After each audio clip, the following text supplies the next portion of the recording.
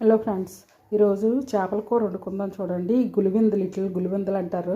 చక్కగా మా ఫ్రెండ్ని తీసుకోమంటే తీసుకుని చక్కగా చేసేసి పంపించింది.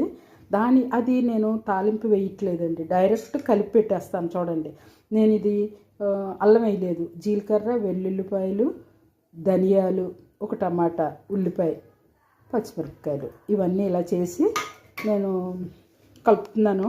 ఎందుకంటే ఈ చిన్ని చేపల్ని ఇలా కలిపి పెట్టేసుకుంటే సరిపోద్ది. దానికి తగిన సాల్ట్, దానికి తగిన కారం, 2 స్పూన్లు కారం వేస్తున్నాను. కారం కొంచెం ఎక్కువే తింటానండి నేను, అందుకని కొంచెం కారం ఎక్కువగా పడుతూ ఉంటుంది. మరి కావాల్సిన వాళ్ళు మీకు సరిపడింది వేసుకోండి.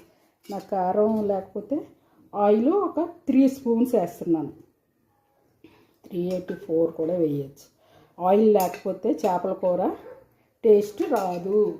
మనం ఎన్ని వేయనివ్వండి, ఆయిల్, ఉప్పు, కారం అన్నీ కరెక్ట్గా లేకపోతే మనం చేపల కూర తినలేము. చూడండి, ఇలా కలిసిపోయింది కదా, ఇది కూర తిన్నట్టే ఉందా, చక్కగా వచ్చేసింది కదా. ఇందులో నేను ఇది కలిపి పెట్టుకున్నాను జ్యూసు, చింతపండు రసం, అది కూడా పోసేస్తున్నాను.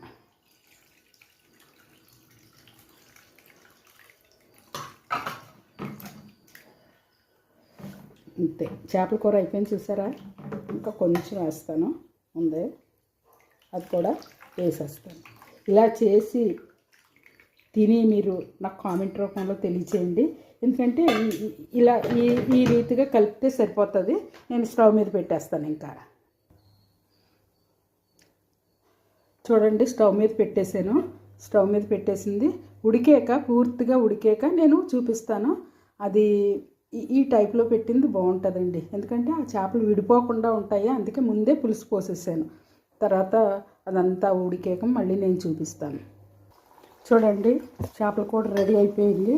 చక్కగా గులిగుందల పులుసు ఇంత పలచగానే దించుకోవాలండి, ఎందుకంటే ఇవి చిన్ని చేపలు కదా, ఇలా పలచగా తీసుకుంటే బాగుంటుంది.